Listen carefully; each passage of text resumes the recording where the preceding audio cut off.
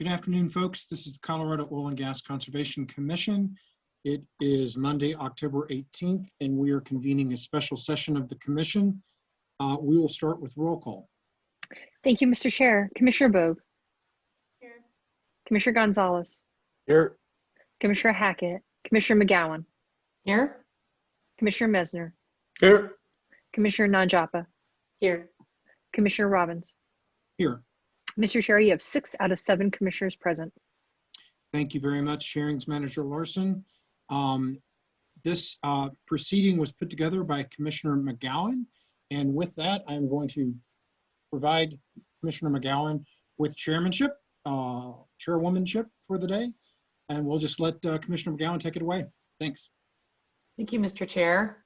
Thank you, everybody, for participating at such an odd time. We have some speakers from very different places, and some of them are up very early and some of them are staying up late with us. And so I'm very appreciative that everyone's taking time to be with us. I think most of my fellow commissioners have been introduced to biochar and folks wanting to teach us more about biochar. So I'm really excited about the presenters that we have today. So the way that we have it set up is that each of the presenters is going to present first, and then we have a big slug of time for Q&A.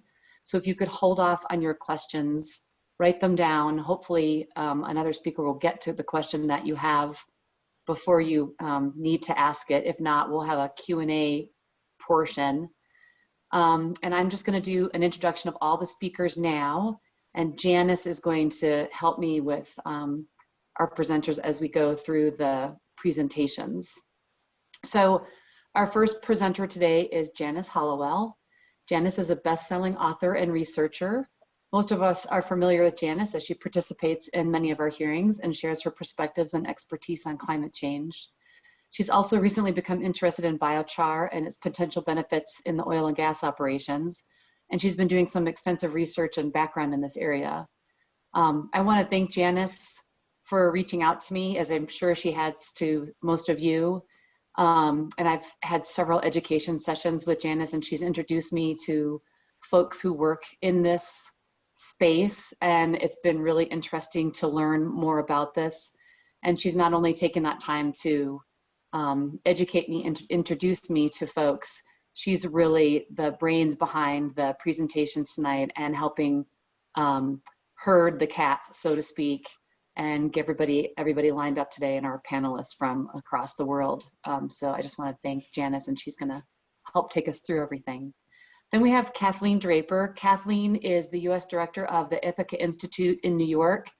And Kathleen, I think we do not have your phone number, so at some point if you could raise your hand in the Zoom meeting so that when you present we can bring you up to panelists, that would be very helpful. The Ithaca Institute for Carbon Intelligence is dedicated to research, education, and consulting related to closed-loop biochar solutions, which can be implemented in both the developing and developed world. Kathleen is also the editor of the Biochar Journal and board chair for the International Biochar Initiative, and the author of many articles on the use and efficacy of biochar. We also have Harn Wei Quoi joining us. Harn Wei wears a lot of hats, and he's actually joining us from Singapore today. So I'm really excited. I don't think we've ever had someone from Singapore on our Zoom. He's an associate professor and associate dean, as well as the lead of the Smart Materials Laboratory and thrust lead for construction 3D printing in the Department of Built Environment at the School of Design and Environment at the National University of Singapore. He's done extensive research and published many articles on the role of biochar as an additive to cement. He is also a board member at the International Biochar Initiative. And then finally, we have Mark Mearsman joining us.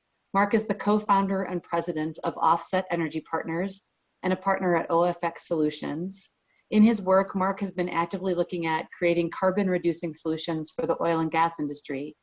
In particular, Mark's work utilizing carbon-rich materials in plug designs and elsewhere help oil and gas operators offset much of the carbon footprint created by plugging the well.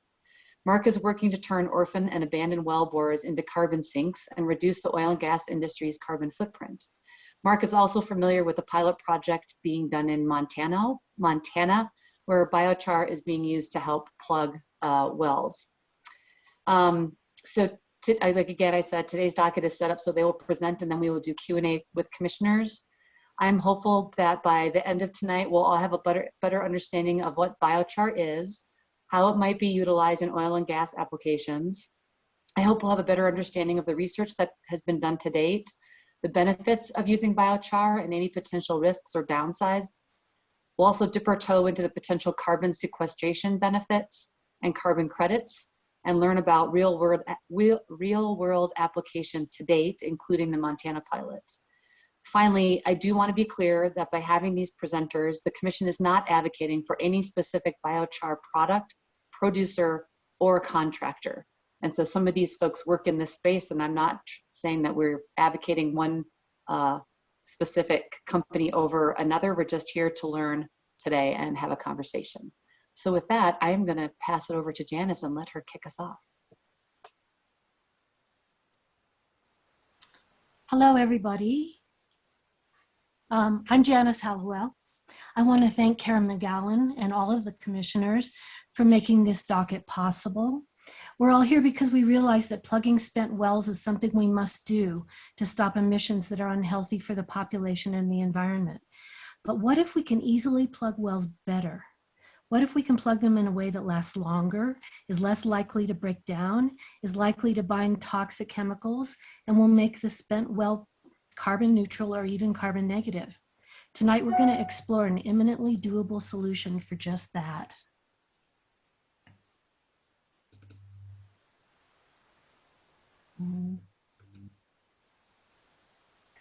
Just give me 1 second to get this started. Okay, we've put together a team of experts to talk about the easy, safe, but world-changing idea of using biochar to plug oil and gas wells at the end of their productivity, as well as in remediation of lands affected by drilling. If we're going to talk, we're also going to talk about biochar for leaks, spills, and prevention too. For purposes of clarity, I'm going to start with some definitions so that we're all on the same page. From the COGCC rules, plugging in abandonment, or P&A, means the permanent plugging of a well, removal of its associated production facilities, and the abandonment of its flow lines. Reclamation means the process of returning or restoring the surface of disturbed land to its condition prior to the commencement of oil and gas operations. Remediation means the process of reducing the concentration of a contaminant or contaminants in water or soil. Doing these three things better, plus sequestering carbon, lowering greenhouse gas emissions, lowering the carbon footprint, binding toxic chemicals, and making a stronger, better plug, I'm calling that whole process, for short, carbon plugging. So what is carbon plugging?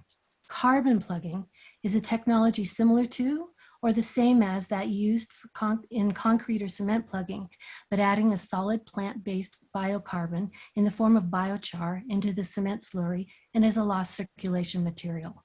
Biochar improves cement, makes for a better well plug, can sequester 80 to 90% of its weight in carbon that will never escape as CO2, can make a spent well carbon negative, and it binds toxic chemicals. Secondary climate-friendly materials such as bentonite and hemp hurd may also be used in carbon plugging. The term carbon plugging includes the reclamation and remediation of well sites and land around wells. Okay, but what exactly is biochar? Kathleen Draper, who's with us tonight, is going to get into that in a few minutes. But for now, I'll simply say biochar is the product of burning organic material or biomass at high temperatures in the absence of oxygen. This is a process known as pyrolysis. Biochar binds toxic gases and sequesters carbon for hundreds of years and possibly more. Sequestered carbon is carbon that no longer goes into the atmosphere as carbon dioxide to increase global warming. And toxic chemicals like methane, benzene, and CO2 that come from oil and gas wells may be bound by biochar, something that Harn Wei Quoi is going to talk about in a bit. The idea of plugging spent wells with biochar, carbon plugging, is less than a year old. Kathleen Draper first wrote about the possibility in a blog post in 2020.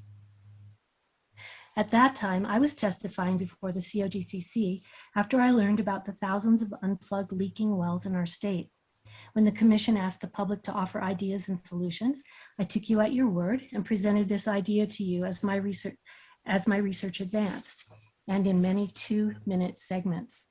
Around the same time, I was introduced to Mark Mearsman, who since has been developing the idea and has actually started plugging wells using carbon plugging. Through research over the next several months, I began to realize that the carbon footprint of the cement alone in P&A is a huge problem, as well as the fact that cement deteriorates, cracks, and breaks down sooner than we like to think it does. The research led me to Dr. Tony Ingrafia, director of the Cornell Fracture Group, who has said, and I quote, "A significant percentage of cement jobs will fail. It will always be that way. It just goes with the territory." I think we all saw that in stark reality when the Broomfield Davis 46-3 well was excavated in 2019. The Colorado Sun said the concrete plugs in the well drilled in 1994 and plugged in 2003 had broken down. So in 16 years, the cement in the well plug had severely deteriorated. COGCC's Mike Hickey described it as a dark, stinky hole. Hickey said, "There were some plugs we were expecting to find that weren't there, that had fallen away, degraded. The soil in the subdivision where this took place was found to be saturated to 93% methane. So it's clear that we need better materials to plug wells." Let's look at the benefits of carbon plugging. As you can see here, there are many beyond those we get from current plugging practices. First, let's look at the yellow piece at the bottom of the pie chart. Hey, Janice, Yeah, I'm so sorry to interrupt, but I do not see your presentation. what? Oh, I'm so sorry. Let me start this again. When you said, as you can see, I was like, oh, I think we're supposed to, Can you see it now? nope. Okay. Did you send your presentation to Angelica? Because she can help us post it up and you can ask her to switch your slides for you if you'd like. Yeah, I did. I just don't understand why this isn't working. Ms. Hollowell, I don't know, do you see the share screen button? Yeah, let's see here. Let me try that again. Yeah.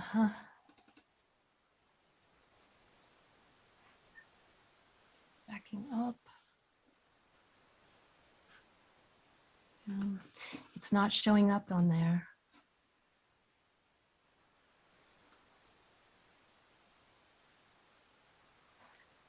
Angelica, it's not showing up. Is it open on your desktop? Yeah. Okay. I can like. Do you need to give permission? I do not. I have a copy that you sent. There, I see it now. So sorry. There you go. Okay, here's all the stuff I was saying. And I was down here at this pie chart. Perfect. Thanks, Janice. Yeah, so sorry about that. Okay, the benefits of carbon plugging. The yellow piece on the pie chart is lowers greenhouse gas emissions. This is a goal that Governor Polis has made imperative to his greenhouse gas reduction roadmap for Colorado. And nationally, the Biden administration has done the same in its infrastructure bill, including stressing the plugging of spent oil and gas wells. Carbon plugging, with very little operational change from current practices, provides a real, immediate, and lasting solution to the significant greenhouse gas emissions of wells at the end of their production life. On September 27th, the World Resource Institute issued a commentary which included this. Unplugged abandoned oil and gas wells can release between 0.03 to 0.19 metric tons of methane per well per year. On the high end per year, nationally, this is equivalent to the annual greenhouse gas emissions of more than 2 million cars. Methane, a greenhouse gas that, according to the EDF, has 80 times the climate warming power of carbon dioxide, is just one of the toxic chemicals released from wells. In this chart, from the EPA this year, we see that the oil and gas industry has the biggest piece of the pie at 30% emissions. Back to this chart, the red pie piece on the lower left is the lower carbon footprint of cement piece. And I'm told that using carbon plugging to lower the carbon footprint of the cement, we can get every plugged well to carbon neutral, if not carbon negative. This is Mark Mearsman's area of expertise, and he'll be saying more about that. Janice, this is Yeah. Karen again. Do you mind trying to put this into presentation mode? I think it will look bigger for everybody and they'll be able to see just one slide at a time. How's that? Flip through forward. Let me see. Yes. Thank you. Sorry. I am so sorry. Okay, so we were at the pale blue piece at the top right where it's stronger, more flexible cement. My research brought me to peer-reviewed papers about how biochar makes cement stronger and more flexible in addition to other benefits. And many of those papers were written or co-written by Harn Wei. And I'm glad he's here to get into more detail. Moving up the left side of the pie now, the magenta piece, binding of toxic chemicals. Harn Wei and others have said that biochar binds carbon gases such as methane, CO2, and benzene in a laboratory situation. Biochar has been used to clean up toxic rivers and toxic soil. We would like to find out how much it would bind these chemicals in actual wells, and if it can also bind the heavy metals and radioactive elements that can come from spent wells. Moving on, the small dark piece at the top is carbon credits. In a way, this whole chart is about showing you how many benefits there are to carbon plugging, including carbon credits.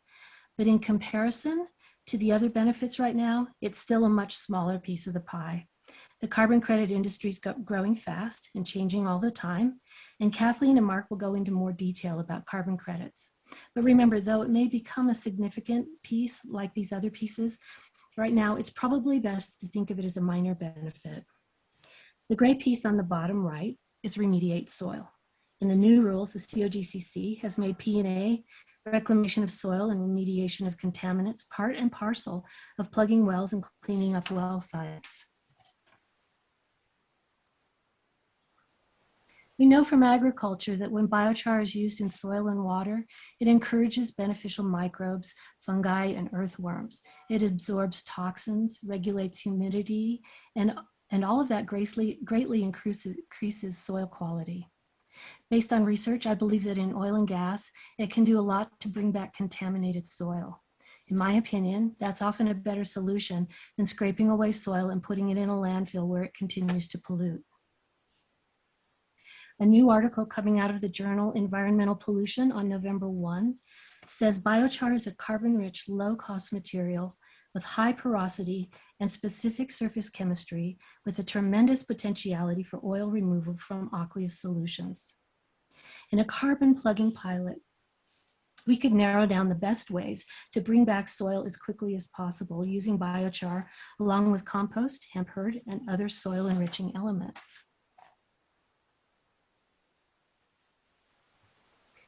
The last piece of the pie is the green one on the right side, sequestration of carbon. In October of 2020, the United Nations International Panel on Climate Change published the sobering statement that we will not limit global warming to an increase of 1.5 degrees Celsius without significant carbon removal. According to another IPCC special report in 2018, sequestering with biochar is one technology on a very short list of safe and already developed ways to sequester carbon. To sequester carbon, you have to put it back in the ground. We already have miles and miles of holes in the earth in the form of spent oil and gas wells that we can turn into carbon sinks with biochar. And as other wells finish producing, we can carbon plug them too. This way, the oil and gas industry can start to do its part to turn back the tide of the climate crisis. To give you an idea of how this cycle of sequestering carbon works and how it's measured, this diagram shows that if you start with 3 to 5 tons of woody biomass, and that's what we have a lot of in Colorado in beetle kill pine, and then you make biochar out of it by way of pyrolysis, you end up with about a ton of biochar. That, excuse me, that biochar contains maybe 80 or 90% carbon, depending on the quality of the wood and the quality of the pyrolysis.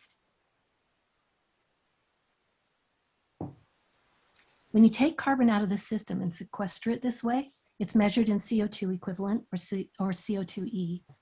CO2e is a measurement that was created by the IPCC in order to make the effects of different greenhouse gases comparable, because every gas has a different global warming potential.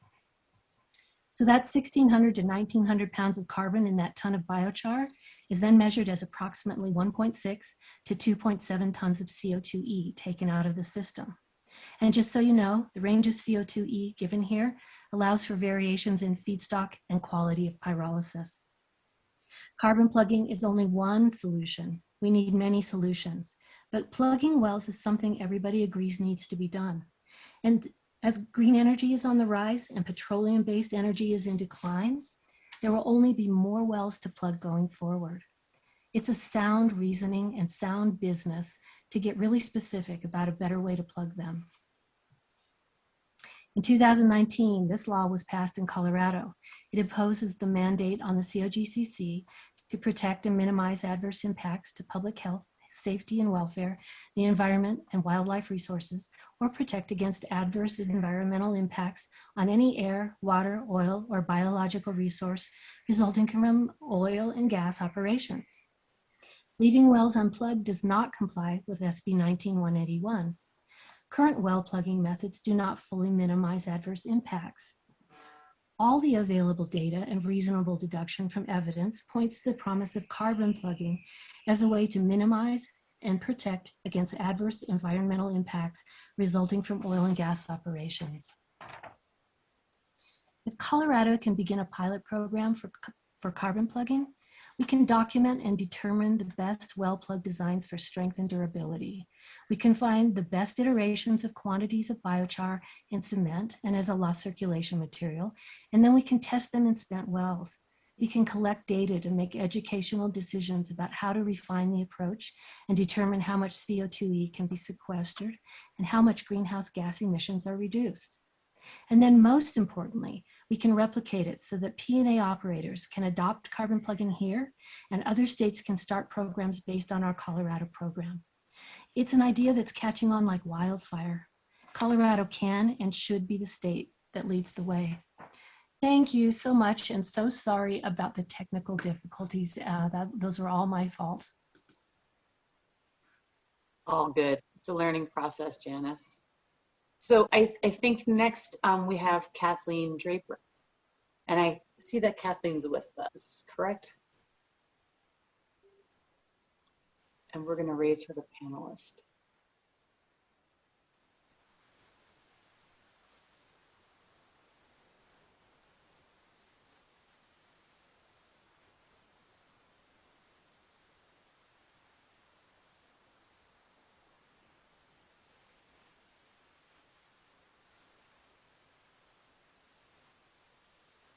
Kathleen, I know you said earlier you might have to join us by phone. Are you joining us by phone or on Zoom?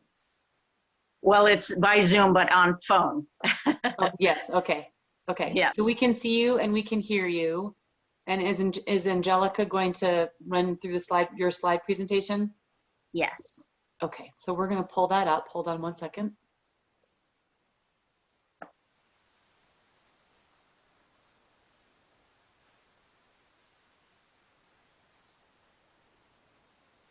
I feel like my job is half done, though. Janice did a great job covering the whole history of the last year and where we've come. But I'm happy to give a few more details about biochar.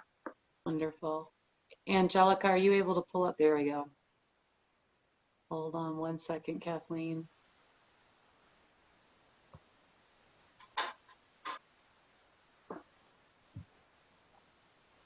All right. Looks good. Yep. So I am going to tell you a little bit more about biochar from my perspective. I have learned over my 10 years of being in the industry that there's a complicated way to cover it, and there's a high level, don't overwhelm people kind of way. So I'm going to aim for the latter. And the way I look at biochar these days is I believe it is something that is safe, scalable, and shovel ready, which is what we need right now from a negative emissions technology perspective. So next slide. What I thought I'd just cover at a very high level is what is biochar, and importantly, what isn't it? because there's a lot of confusion out there these days. And then what's happening with the interest in biochar over the last year or two, it's just exploded. And I want to talk briefly about why that is. And then I'll talk also briefly about some of the markets for biochar. Interestingly, this morning I was introduced to one of your colleagues, Tracy Burnett from Boulder, because she also seems to have an interest in biochar. And it's just funny to see all the new interest coming into the industry. So next slide. I like to think of biochar as similar to burnt toast. And the reason I like this analogy is because it's so simple. You think of putting some organic material into an oven-like technology, closing the door, amping up the heat to keep out the oxygen, and then leaving it in there for some amount of time. What's happening is you're burning off a lot of the volatiles, but you get this thing that looks like burnt toast. And it's not a very appealing substance to humans. And in the same way, it's not very appealing to soil organisms. So that's one of the reasons it's staying in the soil for a long time. It's not really a food source compared to, say, compost. So one of the things that's really exciting about biochar these days in the climate change world is this thing called durability or permanence. So think of biochar as kind of burnt toast. Next slide. So that's the super simple way of looking at it. But when you look at biochar and compare it to what I consider its carbon cousins, things like charcoal, activated carbon, you could include graphene here, it all looks very, very similar. But in reality, there are some differences, and this chart is my attempt to describe some of those differences. So what you make biochar from is a little different from what you make charcoal and activated carbon from. It tends to be that you make charcoal mostly out of hardwood, sometimes out of sawdust, if you add a binding agent to it. And on the activated carbon side, it's very often made out of fossil fuel derived materials like petroleum pitch, but it can be made from some hard renewable things such as coconut shells. Biochar, on the other hand, can be made out of all sorts of different things, anything that is organic, really. So in the US, the main thing that is being made from is forestry waste. The US Forest Service is a huge supporter of biochar because they have so much excess biomass that needs to find something to be done with it economically. But we're also starting to see it being made from crop residues. That's happening more in places like China because they have an abundance of straw and things like that. But here there's a company in Louisiana that's starting to make it out of sugarcane bagasse. But you can also make it out of sewage sludge, which I think we're really going to start to see more and more of that because of the reduction in volume and the safety of the material that comes out of it. And we're starting to see large-scale CAFOs making biochar from their manure waste. One thing to note here is that you cannot make this thing called biochar from tires, from plastic waste, and municipal solid waste. That is something that is outside of the International Biochar Initiative definition of biochar. It makes a char, but it's not something you would probably want to put into the soil because of variability and potential toxins. So on the uses side, there's a big difference, although we're now starting to look at biochar as a replacement for activated carbon. But as you know, charcoal is typically used for cooking or heating. And activated carbon has had this role in filtration and odor control, remediation of all types of toxins in soils. And then if you've ever gotten sick from food poisoning, some hospitals still give you activated carbon to bind those toxins and pull them out of your system. Biochar, on the other hand, was really focusing on soil amendments for the first decade of its existence. This time around, it's thousands of years old. It's been seen in many cultures, indigenous cultures around the world. And then it got a new life because of its ability to interrupt the carbon cycle.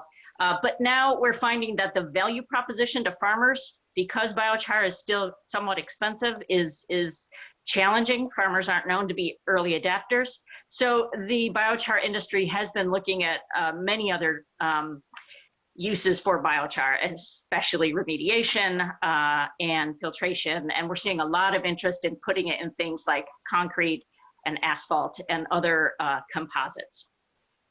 So I'm not going to go into the relevant qualities, but it's been interesting to see what the cost of biochar has been doing.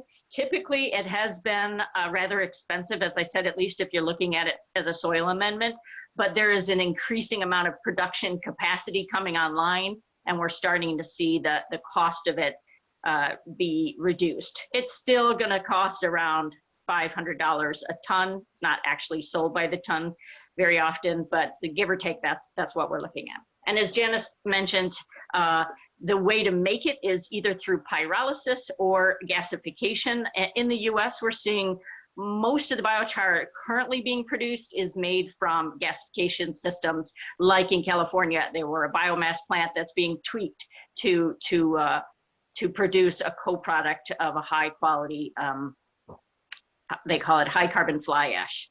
And then on the carbon footprint side, you know, charcoal can be viewed as a carbon neutral situation, not always. And then the energy required to make activated carbon is quite high, so it has a poor carbon footprint. And biochar, on the other hand, can be, but isn't always, a carbon negative material. Next slide. So what's driving this huge increase in biochar is a couple of things, I think. First, in the IPCC special report a few years ago, they acknowledged that just reducing emissions is not going to be sufficient to keep us on target for the 1.5 temperature increase, and they called out a handful of negative emissions technologies, saying that these, and soon to be more, are the types of things we need to be looking at. And that was the first time biochar was included in the Intergovernmental Panel on Climate Change reports. And then in the last one that came out, I think in September, it had an even stronger support for biochar and other negative emissions technologies. Since that first report, we saw biochar debut on the first carbon market. These are all voluntary markets, obviously. That was a very small market called Puro, based out of Finland, but the majority ownership of that was just purchased by the NASDAQ. So we're seeing a lot of funding going into expanding that marketplace. And then last year, another small startup carbon marketplace called Carbon Future debuted their own biochar methodology, and now they are trading biochar-based carbon removal credits. So those are the only two currently right now, but Vera, or the voluntary, what's it called, VCS, are debuting their own biochar methodology at the end of this year. Climate Action Reserve, the one out in California, just received funding from the US Forest Service to create their own biochar methodology. That should debut sometime next year. And we're seeing a lot of interest from buyers, big buyers. Microsoft, Shopify, Spotify are all adding biochar-based removal credits to their portfolio. They're still buying a lot of forestry-related ones, but they're taking a hard look, and they like the durability, as I said, that biochar offers. And this is because many global companies are agreeing to these science-based targets, which means whatever they cannot reduce, they have to purchase offsets for. And increasingly, they're not looking at reduction credits, they're looking at removal credits. And then the other market driver, especially in the US, that we're seeing is the waste management companies are getting very interested in biochar because it allows for significant volume reduction. It can be up to 95% depending on temperatures and starting materials, but it's more typically around 75% reduction. And wastewater treatment plants, as I said, are very interested. I think we're going to start seeing more and more of those. There's a plant in New Jersey about to go live that's taking in 440 tons per day of sewage sludge and churning out 5 tons a day of biochar. And this might be a really good option for things like oil plugging. Next slide. This is an old slide I put together years ago, needs a lot of updating, but it was an attempt to describe the various biochar markets and a sort of evolution. It also looked at how much biochar could you sell into different segments, what kind of pricing could you get for it, and how close to ready are these individual markets. And as I already mentioned, agriculture is the big focus, because you can add a whole lot of biochar to sequester carbon and have other benefits. But again, you know, it was a tough market to crack. So we started looking for markets that might be more repeatable and year round, not so seasonal. So there's been a big push for remediation of water bodies and soils. There's also a lot of focus on using it to filter out different chemicals, but also to harvest nutrients that are harmful in water bodies, but is actually enriching the biochar, and then you can use that saturated biochar in soils. There is, in places like Europe and Australia, a big focus on putting biochar in livestock feed for various reasons. It has been shown in some cases to mitigate methane emissions, not hugely, but 10 or 15%. But it also, as with putting activated carbon in the human body, it pulls out pesticides and herbicides that are still on the food. So it helps improve the overall health of the animal. Unfortunately, the FDA banned it about 10, 11 years ago, but there's a big push to get it back on their approved list, because it can eliminate the need for prophylactic pharmaceuticals in animal feed. So the use of biochar in building materials is starting to come online. There's a lot of interesting products still kind of in the research phase. I think we're going to start seeing a lot more. There's a few companies in Germany making tiles for exterior cladding on buildings. I'm working on a project to put it in a drywall replacement because it's more insulating. So huge interest there. And I'm also working on putting it in packaging material with the Rochester Institute of Technology for thermal insulating packaging for vaccines and food. 3D printing hasn't really taken off, although I have some samples of different 3D printed products using biochar. Fuel cells is one of those far off goals. It'll be a very high value market when we get there, but I have not seen anything close to commercialization. And as I just commented, this is one of the things I got really wrong on this, was the whole carbon offset market. It was very undeveloped 5 years ago, and now is just going like gangbusters. And the markets that I hadn't talked about way back when this was first developed are some of the biggest actually right now, at least in the US. The compost industry is very interested in biochar for several reasons, largely because it can help immobilize some of the pesticides and herbicides that persist in horse manure and things like that, that can have a detrimental effect downstream. But we're also seeing a big interest in using it in stormwater management. There is some evidence on the bedding side that, you know, it reduces odors and emissions and things like that. And we're starting to see some co-location of pyrolysis and anaerobic digesters, where the digestate just doesn't have a home. You can turn that into biochar, you can feed it back into the digester and improve the quality and the quantity of the methane being produced. So those are some of the historical, current, and future markets of biochar. And I obviously didn't have carbon plugging on here because that's even newer, but it's something that I think has a lot of potential. I think that's all my slides. Yep.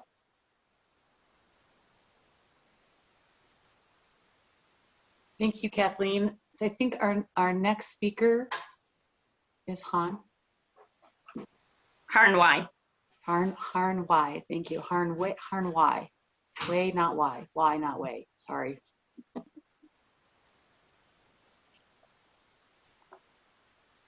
And I think we have his slide presentation also, right, Angelica? I don't think so. Last I saw, he wanted to control it. Oh, okay. I have it in case there's technical difficulties. Okay.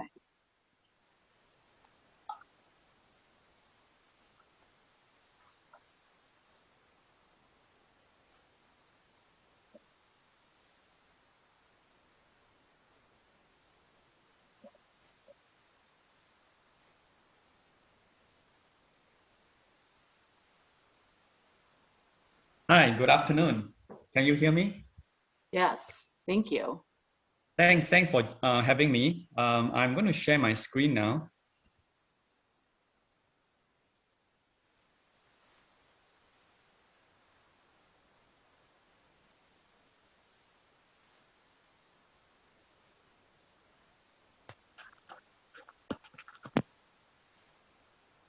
Are you able to see my slide? We can see your slide. Can you put it into presentation mode so it just looks a little bigger? So is that okay now? Perfect. Okay, good afternoon. My name is Harn Wei Quoi.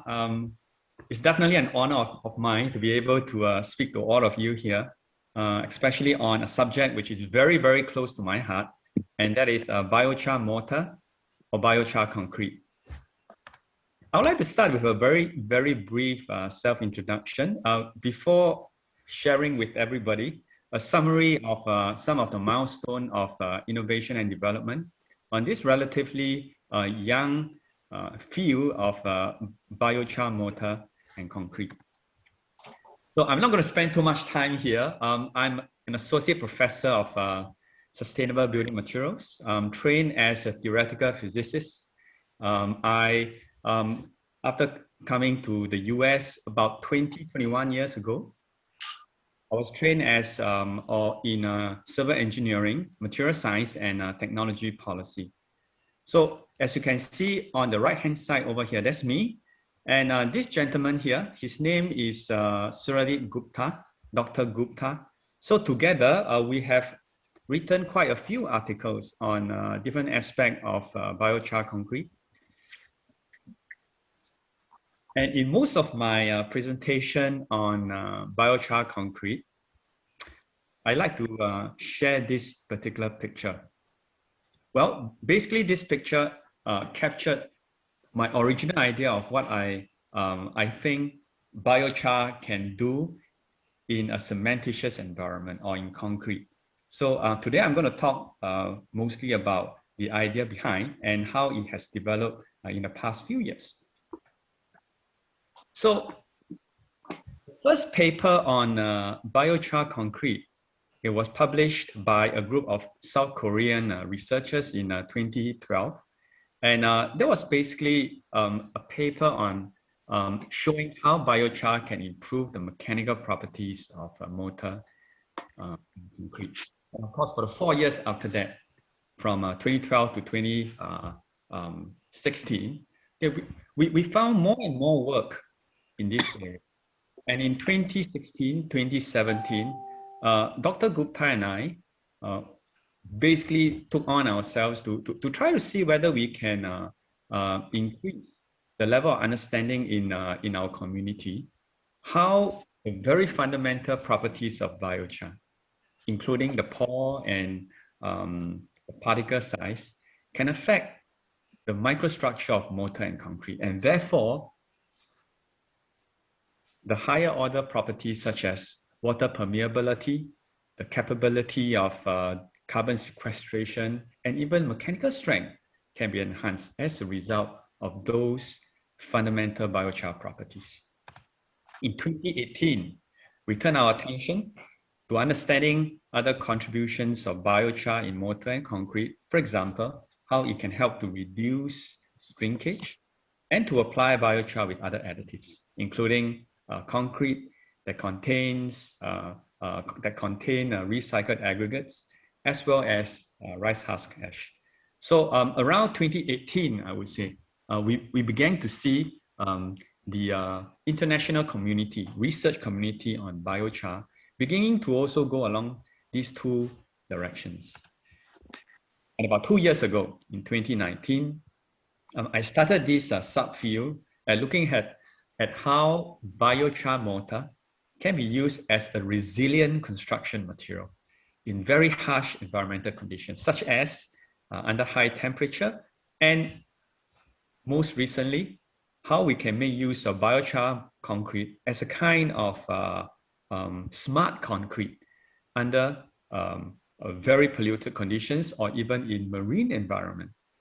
not too long ago, thanks to a very successful and interesting collaboration between myself and a team led by Assistant Professor Will Strubar from the University of Colorado Boulder, we managed to show very clearly how biochar can also enhance bio-based self-healing in concrete. And last but not least, we have started work on the use of biochar to enhance concrete carbonation, and that is basically making use of concrete as avenues of carbon sequestration, all right, rather than just materials that produces a lot of carbon. And of course, to make use of biochar as a way to enhance the printability of concrete for construction 3D printing. So not too long ago, we began to study the use of different kinds of biochar, or more aptly, blended biochar in large-scale production. And by large scale, I mean that we are no longer at the level of making small samples in the lab, but to see whether we can make 1 cubic foot tiles many times over. So it is basically at commercial scale.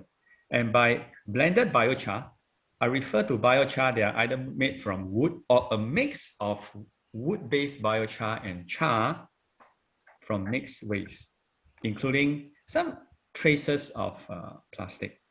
And all these biochar and char are pre-processed, meaning that we don't just use them as is, but we came out with several methods of reprocessing them, including blending, and that's why we get the name blended biochar. Blending the biochar and char with different types of industrial waste.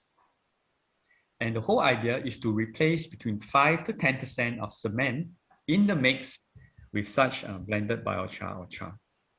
So I would like to share with you briefly with this very colorful chart, the key results of our study. So on this graph, you can see that there are 5 clusters of bars.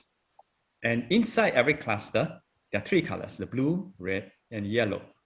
So the blue bars represent the compressive strength of the sample after only 1 day, the red 3 days, and of course, the yellow after 28 days. So the first cluster here refers to the control, which is basically normal mortar. And these 4 are 4 different types of blended biochar that we study. So the higher the bar, the better it is, because it represents higher compressive strength. So key takeaways, what we found is that through various effects, including the very famous and popular filler and reservoir effect, biochar can strengthen mortar and concrete by up to about 38%. But what I think is more important and relevant to well plugging is that after just 1 day, we find that we are able to get a certain mix, okay, which is the so-called the weakest of the whole lot, up to about 17.6 megapascal. That is about 2,500 PSI, which is already higher than the minimum requirement for well plugging. So it seems that biochar does have an effect of increasing the compressive strength of mortar. Is that more that we can do? I think so.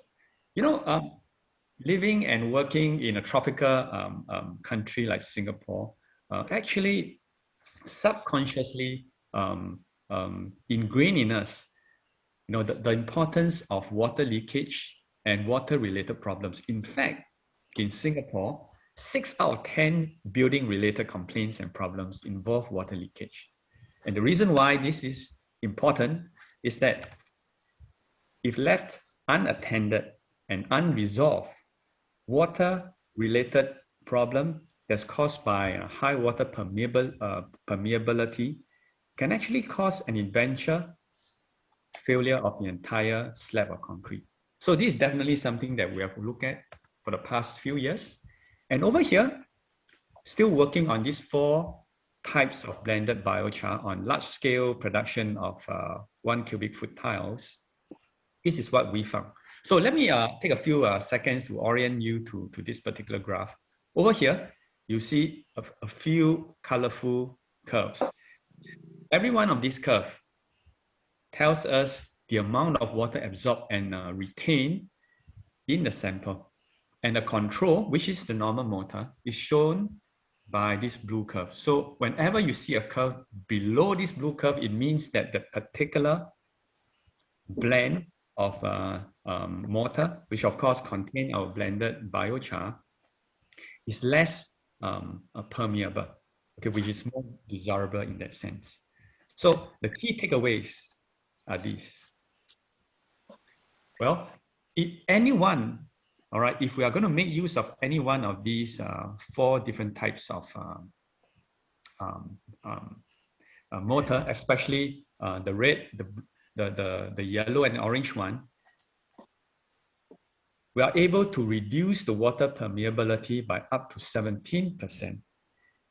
And after just 24 hours of testing, we find that the reduction can be as high as 18%.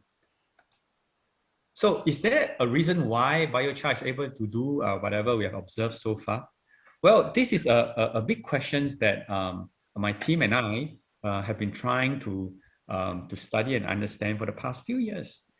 So what we found is this, right? On the top left-hand corner, you can see the internal structure of pine char or biochar made from pine. And we find that the situation is similar for biochar made from other kinds of wood as well. And there's something which is very striking for me, and that is that symmetrical and yet beautiful internal structure, which actually help to contribute to most of what we see in biochar when it comes to deploying that biochar particles in concrete. For example, if you look at this, B, all right, the bottom left-hand corner, you see that this is pretty much what biochar looks like under the microscope, magnified to about 1,000 times or even higher. These are the different pores that really pack all the magic that we see at the macroscopic level. And what they do is that they help to absorb and even retain the moisture, and therefore preventing this moisture from being lost through evaporation. And that itself is a very strong reason why they can help to reduce the amount of air voids or holes produced in a concrete as a result of water loss through evaporation. Take a closer look at what goes inside on the wall of each of these pores. We begin to see how, excuse me, the additional surface area afforded by these pores actually encourages cement hydration, which is a process by which the products of the hydration, okay, they can help to make the concrete or mortar harder as a result of curing. And in fact, it is these empty spaces in these pores that inspires me or us as a community to think about whether we can store something else within this space. And I'm talking about greenhouse gases.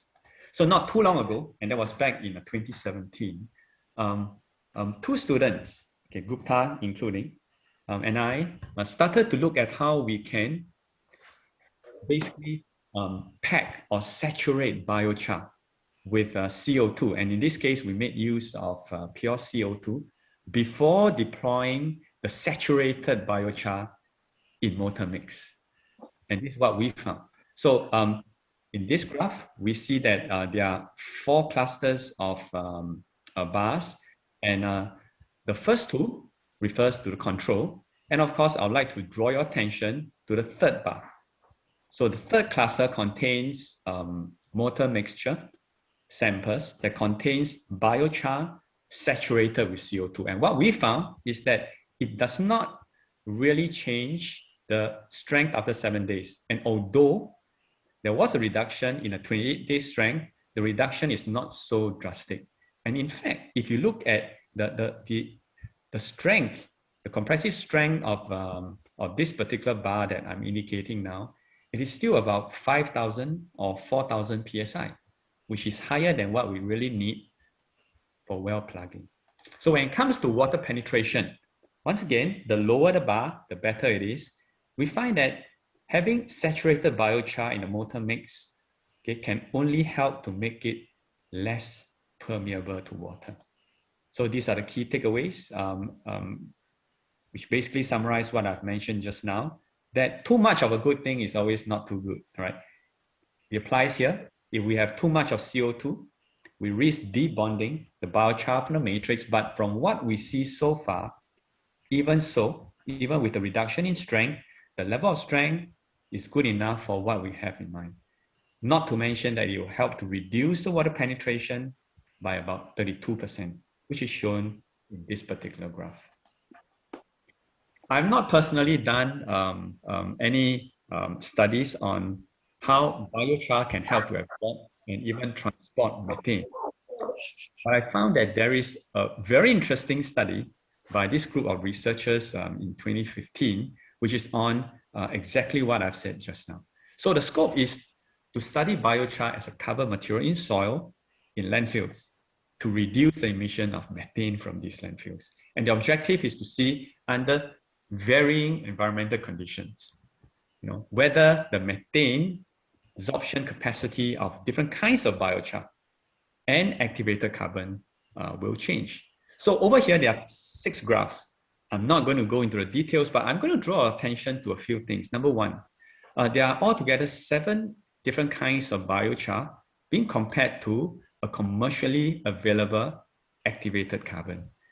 So in the first 3 graphs here, 1, 2, and 3, basically the researchers wanted to find out how the equivalent methane absorption capacity of these different materials will change with different level of humidity. And this is what they found. Very interesting. They find that as they increased the humidity that the materials were subjected to, the activated carbon's ability to absorb methane drops significantly with increasing humidity, but not for biochar. Yep. So when they redo this experiment, keeping the humidity fixed, but increasing the temperature from room temperature to about 35 degrees Celsius, and of course in the US, that's 95 degrees Fahrenheit, and then further increasing that to 45 degrees Celsius, and that comes to about 113 Fahrenheit, they find that there is again a significant drop in performance in the activated carbon, but not for one of the 7 species of biochar. So the key results is that they found that biochar is more stable in absorbing methane in different conditions. And the implication for well plugging is that biochar seems to be a promising material for inhumane methane plugging. However, a study of this nature for concrete or mortar containing biochar has not yet been done. And what I found is that as good as this particular study has been, the effects of surface chemistry, as well as the physical aspect of and the effect of pore size requires deeper understanding and study. In conclusion, I find that biochar indeed has a high level of promise in what we are discussing this afternoon, and that is well plugging.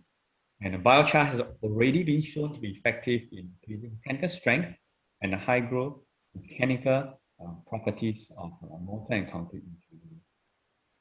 And I do believe that the ability of biochar to capture and sequester CO2 and methane can indeed go hand in hand with its ability to enhance the high growth mechanical properties of mortar.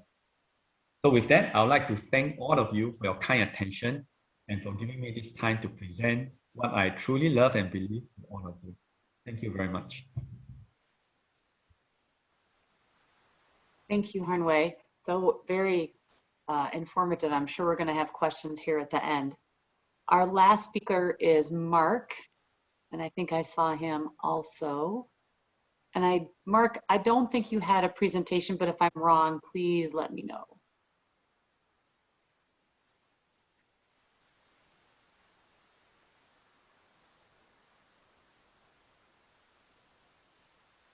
Hi, Mark, can you hear us?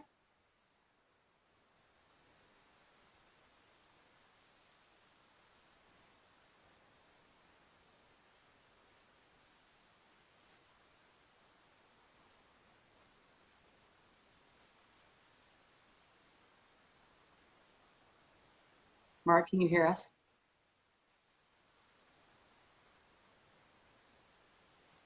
There he is. So Mark, we can see you, but I cannot hear you. I don't know if anybody else can. Still can't hear you. Let's see if we can get you unmuted for whatever reason you are. Mr. Mearsman, it doesn't appear that you actually even have audio connected.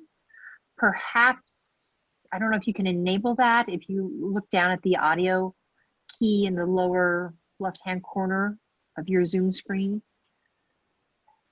there's a little microphone. Ah, there you go. Well, yeah, Oh. was it? Yep. Now you can hear me? Yes. Oh, how strange. It wasn't marked. So, hi, everybody. Thank you so much for the opportunity to present and follow up with such a stellar group of presenters. I'm where the rubber meets the road in all of this, in really how do we apply a different approach to plugging our wells and remediating our orphans and just taking care of our shut-ins as an operator, being responsible. So I'll share a little bit about the approach that we're taking. Karen, I did lose you as you were describing whether or not Angelica was going to have my slides. I do have them available. Angelica, did you get Mark's slides? I do have them. I will share them now. Thanks. So Mark, if you just tell Angelica when to switch, she'll move to the next slide for you. You bet. You bet. It's giving me the option to share now, actually. Which do you prefer? Oh, Angelica's got you up here, so let's go with that. Yes? I think it might be me. We'll see. Oh, okay. It's Mark, yes. Yeah, okay, Thanks, great. Angelica. Okay, so this is really trying to present a very simple way of introducing a carbon negative material into our regular operations. We're not, as an operator partner, interested in complicating our daily operations as we go about plugging wells. We're not interested in increasing our cost as an operating entity. What we're really trying to do is reduce our carbon intensity in our daily operations. So how can we go about doing that with simple materials and maybe rethinking how we look at the design of our plug? And with that, I'm just going to touch on from a very simple perspective what we are really hitting on. So for those in the audience that aren't so familiar with the operations of plugging an orphan or abandoned well, it's really three simple things if we boil it down. We do need to plug the well. There are about 3 million wells that are abandoned or shut in or orphaned in our country, it's estimated. So we know there's a very significant problem. We have to start addressing plugging these wells. We have been, as has been alluded to, a part of a pilot program with the Well Done Foundation up in Montana, where they are taking on a foundational approach to plugging orphaned wells in the state of Montana and others. We have been affiliated with them in Louisiana efforts. And we know they're off in Montana and Pennsylvania, and I think Ohio and Kansas. They've got operations where they are actually plugging the wells, utilizing charitable contributions, but more to the point, carbon financing, as they are going to come across wells that are emitting before they're plugged. So they're a very specific approach to how they're addressing this orphan well program. But they were the impetus behind all this. I started seeing what they were doing. Having been in the industrial hemp side of things as I have been, I've been looking at the carbon markets for quite a while. And certainly I'm a big believer in hemp hurd as a particular material. That led me to biochar, and that's where we met with Janice, and then I've come to know Karen and others in this pursuit. But plugging the well is the most critical piece that we can do, as we have so many shut-ins that are potentially a problem for our environment, no doubt about it. As we go about plugging, what we want to try to do is reduce our carbon intensity of operations. So if we're looking at reducing that carbon footprint aren't there ways that we can rethink how we're plugging a well as it is traditionally done? And I've got a slide going into it in a minute. It's usually just cement from the bottom hole to the surface, or at best, right now, we're at least plugging the formation where there's perforations to isolate that production zone, and then leaving a spacer where we could do other things with that. So we're going to talk about that a little bit, how we can reduce that carbon intensity of that plug itself. And then the reclamation effort is a critical piece to this too, that there are now, as Catherine was hitting on, a couple of robust markets that are taking off at the moment, but more to come. And there are methodologies and carbon offsets being purchased for putting biochar as carbon into agricultural applications, in remediation applications where we are sequestering that carbon in the soil.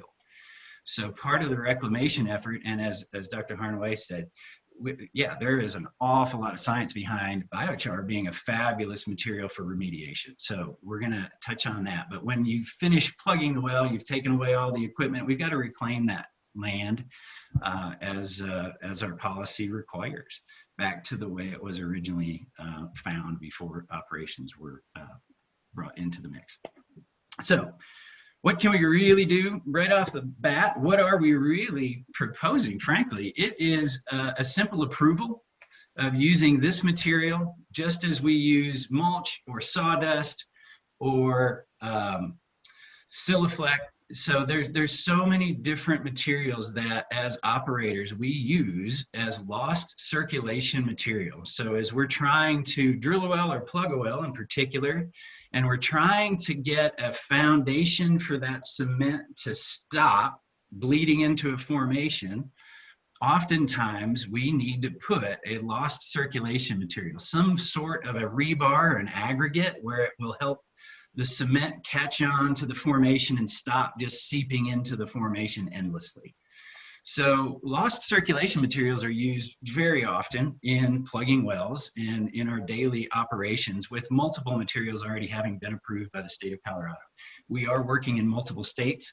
We do have, and as one group I know of that is pursuing this job in Louisiana, the state of Louisiana has just approved biochar in what we see as a sink area, and that is, if you can see my cursor, and that's this void right here. So I'm gonna shift gears a little bit and just talk about what is different in a plug design. So typically what you'll see is here's the surface, here's the bottom hole where the formation is that was producing.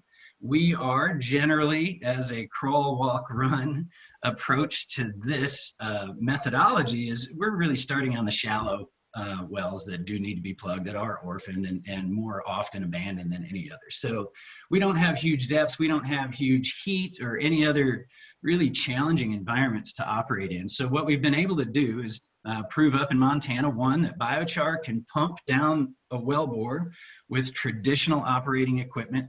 So there is no need from an operator or P&A firm to adjust the equipment that they're using when they're plugging wells and cementing jobs.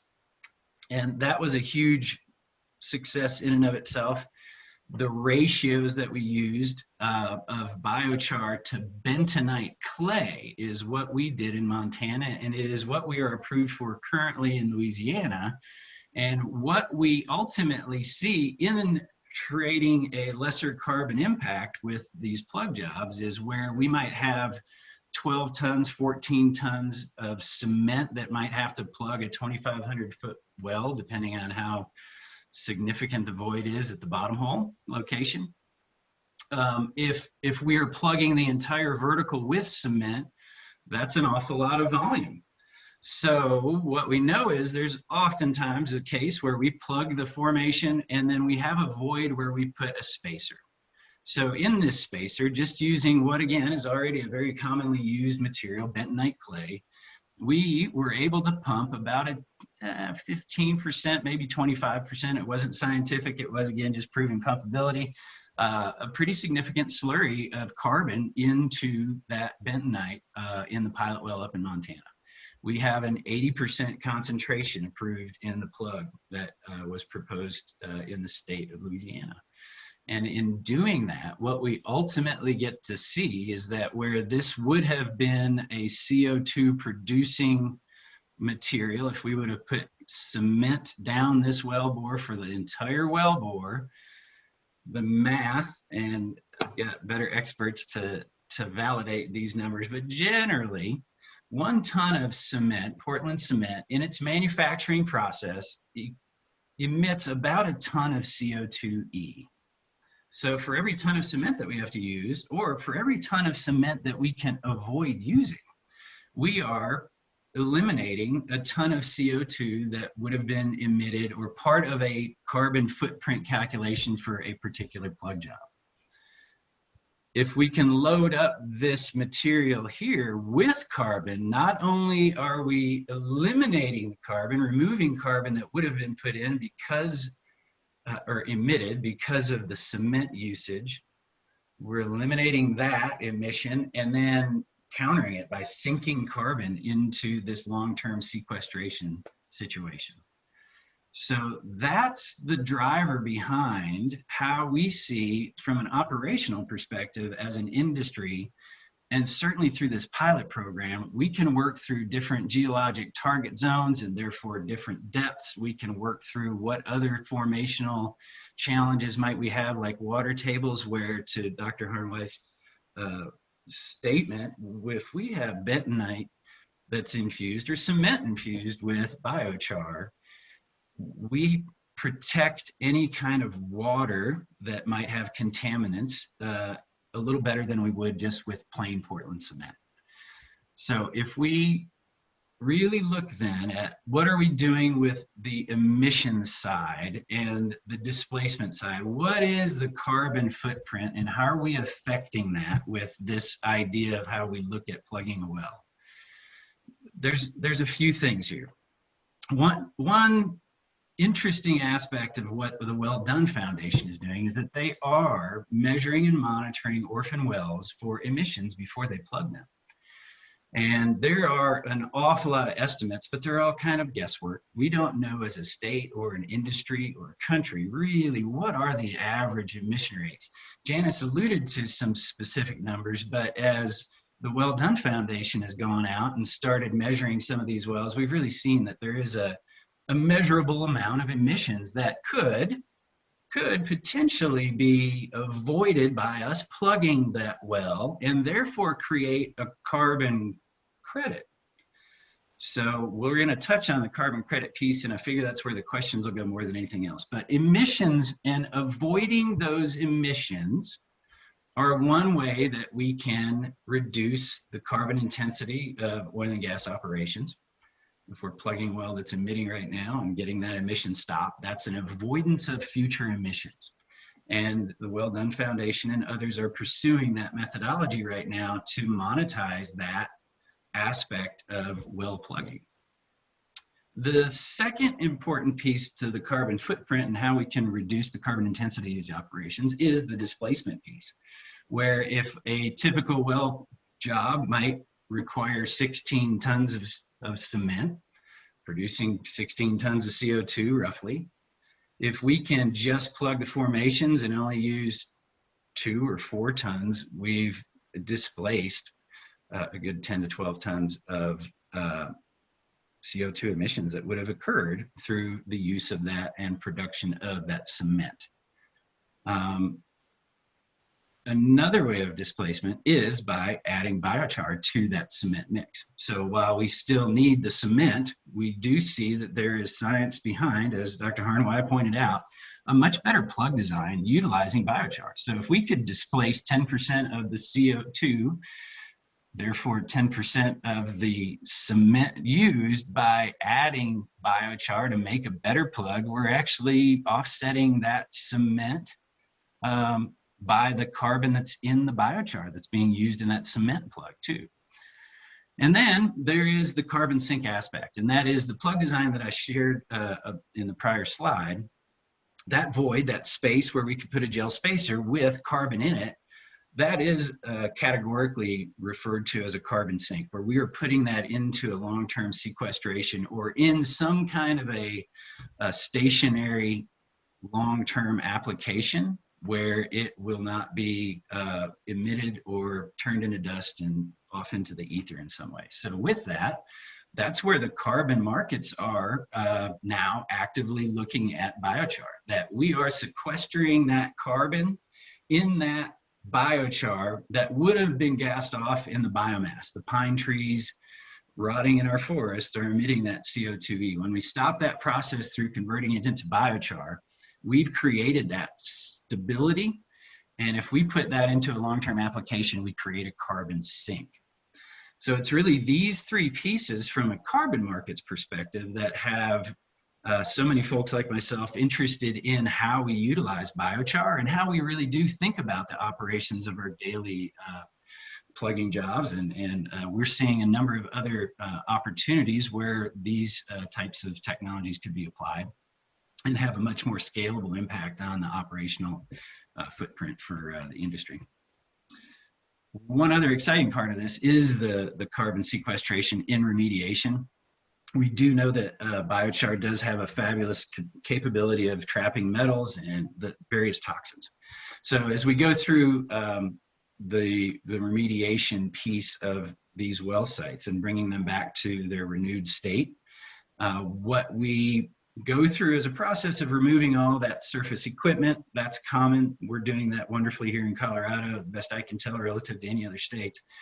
The remediation piece is, what do we do with that soil? So where the biochar comes in and can be an additive into this, an amendment, is through some type of a biochar compost, where we do have upwards of a 10 or 15% mix of biochar into a compost that we integrate and amend the soil with, so that it can not only take away, not only do we remove the surface and what we see there, but now we can actually amend that soil to put it in such a state that we can renew it. We can actually plant native grasslands and get that area back to its natural state.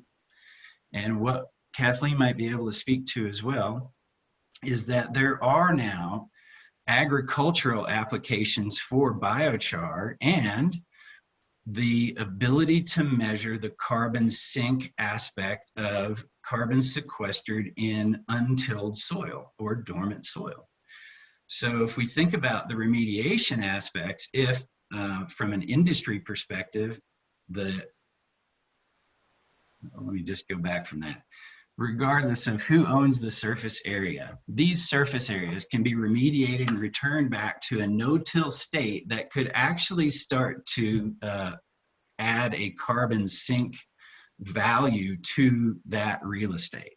So not only can we reclaim the property back to where you could at some point in the near future, hopefully not too distant future, return it back to agricultural or ranching, but at the very least, we can put it into a conservation mode and turn that, like pipeline and easeways. We see a very interesting application of biochar and biochar amended soils in those easeways, where we will not be farming that land, and we literally can just let it sit there for the next decade and let it sink carbon through the root system in a healthy biome that comes back after we've seen in so many instances a biochar remediated soil is put into place. So with that, what can we look at? These are just really simple numbers. And again, this is a crawl, walk, run approach that we see, that we really do find the idea of a pilot, whether it's here or other places that we might be working. We'd surely love to do it here in our backyard, to really find out all of these nuanced mechanisms of what can this approach do? What are our emissions? With a pilot, we could have a sampling of 10 or 20 wells, and we just randomly start measuring those with the chambers that we already know are available through what Well Done has been put together, and look at the emissions piece. This right here is just simple numbers on, hey, you know what? If we don't plug the well from bottom hole to surface with cement, we can avoid about 12 tons of CO2e with what we're not using in cement. We can capture another couple of tons of CO2e there and just a little 2,500 foot well, and then we're netting out a negative footprint, basically. That is hypothetical. So what we know, that's just volumetrics, it's numbers, it's been vetted by folks that are in the industry and feel that those are accurate as best we can tell. What we all know is that there's other formational objects that we have to address in every wellbore. Every wellbore is going to be different. And a pilot would help us to really explore the different ratios of carbon content. It would let us see what the different plug designs might need to be. It would let us really dig into how do we look at the emissions piece prior to plugging and post plugging. What are those gases that are being emitted from any particular area, just to get an assessment. But the simplicity of it all is, hey, if we just approve biochar as a lost circulation material, the industry can begin to use it, and we can all really begin to start doing research and development on all the different aspects of biochar and how can it affect the carbon impact of our operations on a daily basis. So I know there was an awful lot covered. I would think turning it open to questions might help out, and that's really all I had in prepared remarks. I thought we might be able to just field questions. Thank you, Mark. So I will open it up to questions from commissioners, and I think our panelists are all still here. Yeah, great. Any questions? Commissioner Gonzalez. Thank you, Commissioner McGowan. And I think this question is for Ms. Draper. I had a question about a comment she made about basically that the process of creating biochar is a carbon negative process, but not always. And I was thinking about that kind of during the presentation is, you know, you're creating this through a process of it being, you know, heated up, or you know, I'm kind of thinking, are there emissions associated with that? Is it carbon offset? You know, how does that really have an impact during the actual production process of the biochar? Is that something you could elaborate a little bit further on? Sure. So every technology is different. The industrial scale pyrolysis and gasification might usually, I would say, need some external source to get the kilns heated up in the beginning, but then it becomes a sort of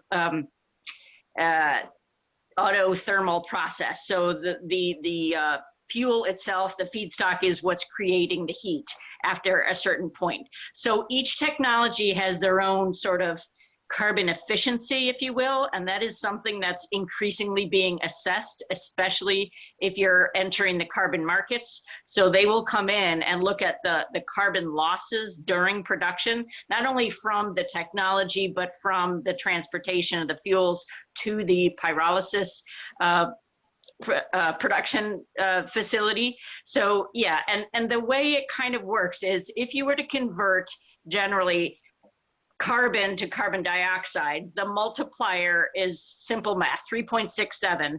But if you then take into account the emissions during production and getting the feedstock to the facility, the general multiplier is somewhere in the 2.0 to 3.1 range. So those emissions are taken into account increasingly these days. So really the emissions are associated with the actual kind of preparation of the production more so than the actual production process itself. Sounds like the production process itself, when it's in that kiln and it's heating up, is almost like a closed loop of that creation, of that production process. Yeah, and most of them are increasingly very efficient, and you have other potential co-products such as heat, which could be utilized for drying the feedstock or turned into electricity. Some technology creates a bio oil that can be used for carbon sequestration, or it can be refined into other products.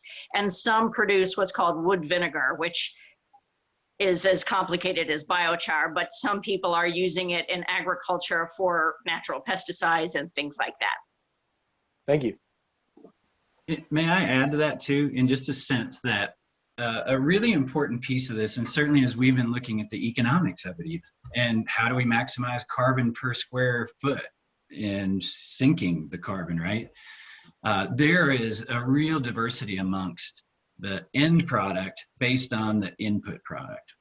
So during the presentation, it was mentioned that we've got all of this city waste and that we might be able to use that sewage.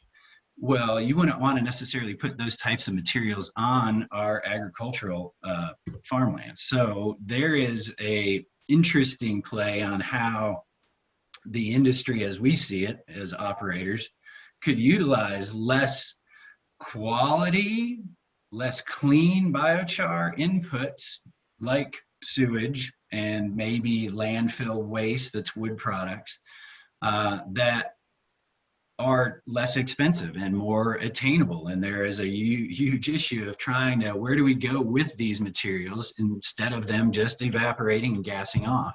So there's a lot of integration that can occur from an economic development perspective, from helping our municipalities geographically located close to where these wells might be plugged. There's life cycle assessments that would come from a pilot that we could see, okay, how close is that input material? How much transportation do we have to cover before we're putting the biochar in a wellbore? What's that impacting towards its negative, the negative offsets? So all those pieces are really important and quite intricate, but all drive towards really exciting closed loop type systems where we can take our forest woods that are causing fire hazards and put them in a wellbore and really help a lot of different things. So, Karen, can I make a comment in here too? Commissioner Gonzalez, to your question about,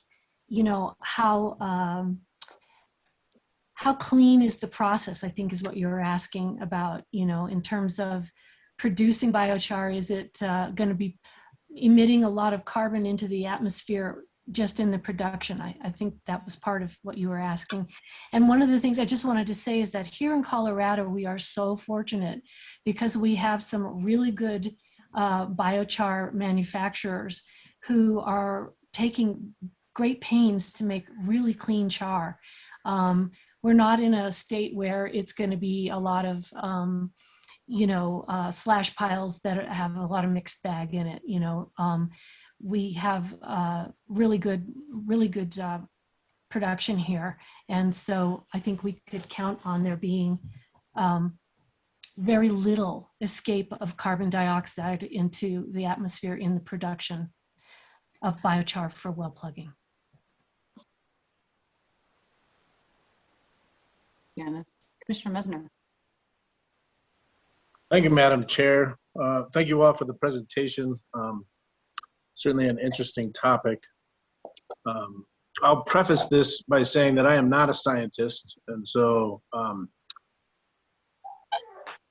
I think I'm missing a piece here a little bit because I'm understanding, I think, the three tiers of benefits, right? So we've got one is emissions, one is displacement, one is a carbon sink. The emissions piece is simply plugging and abandoning wells, right? So I mean that's the primary advantage of the emissions piece, irregardless of what we utilize. The displacement piece is utilizing a filler in the concrete mix. It could be biochar, it could be any number of things. Obviously, biochar has some carbon offset benefits in utilization of a filler in the concrete. So I understand that. I think where I'm not understanding it is the carbon sink piece, because we're already plugging and abandoning this well, we're capping it. There's no more emissions that are coming out of it once it's capped, irregardless of what we cap it with. So where's the carbon sink piece? Where is that sequestration? What am I missing there? Kathleen, yeah, I'll let you take the lead on that. It's very similar to CCS though. So carbon capture and sequestration is we're taking CO2 out of the air and we're pumping it down that wellbore. It's actually an injection process is what you're talking about. I'm not the technical person either, sir. So But we are effectively, yeah, injecting carbon down that wellbore, not into the geologic formation like carbon capture and sequestration, CCS, that we hear of on the bigger jobs, and those certainly have merit, and it's a little more of an expensive operational challenge. But it is essentially sinking carbon into that wellbore through that aggregate. And then Kathleen, if you would please clean that up in whatever way you need. Well, no, that was good. So the way that biochar acts as a carbon sink is when the plant is living, it is absorbing CO2. When it dies, it generally goes back up into the atmosphere in the next whatever year to 10 years or so. When you carbonize it, up to 50% of the carbon dioxide that was absorbed during the plant's lifetime is converted from a short-term carbon to a long-term carbon. So as long as you don't use it as charcoal, you've interrupted the carbon cycle. And when you put it in these storage facilities, whether it's the soil or concrete, that's the way it's preventing carbon from converting back into a gas. Okay, so it's another form of displacement in some respects, right? Because you're taking it out of the cycle and you're reutilizing it. So that helps me. I think in my mind, I was thinking that it was absorbing carbon coming out of the well, but that's not actually what's occurring here. It's actually taking it out of the carbon cycle. Yeah, but interestingly, what Harn Wei was saying is that there is a way to saturate the pores within the structure of biochar with greenhouse gases. So imagine using it as a filter on a flue for a coal burning plant. Then you can saturate the CO2, prevent that additional CO2 from going back into the atmosphere, and you've got kind of a double carbon sink there. Okay. And another touch on that is that, yes, there is the possibility that biochar in the wellbore, if there happens to be any cracks or fissures within the cement job, or in any way that there is a leakage in the annular, that the biochar does have that permeability, that it could potentially sequester that methane escape. Dr. Harn Wei, would you like to add anything to that? I'll take that as a, yeah. Yeah, that's correct. What Kathleen and Mark said about the additional role of biochar is spot on. And I'd like to reiterate that in order for biochar to play the additional role of sequestering CO2, methane, or even particulate matter, which is also another direction of my research here in Singapore, we have to be very skillful in positioning the biochar in a concrete.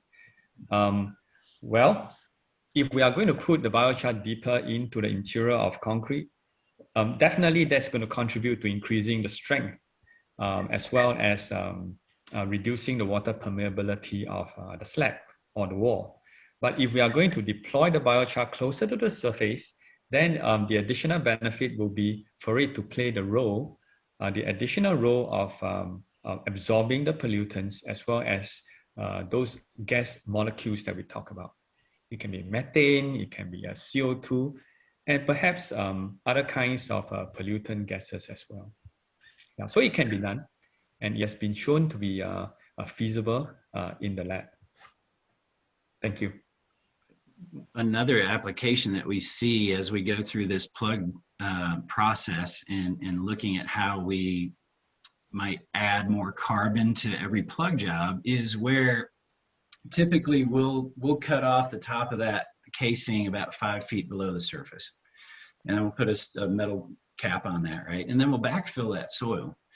But what if we could put a 6-inch thick layer as a prophylactic, really, of biochar within a 4-foot radius of that wellbore? Maybe it's a 10-foot radius. And there again, that's things that we could play around with, but literally have a barrier where over and above and around that wellbore at the top of it, if there were anything that might have escaped through the cement plugs and the biochar, the bentonite clay, that there would still be some layer of capturing And whether or not that's valid, whether it would be valuable, I don't know. But I think the experts and research could help us with that too. That's another carbon sink too. So there's more carbon that would be added to negating the footprint of that specific well's operation. So I've talked to a couple of carbon markets, Carbon Future specifically and Puro actually.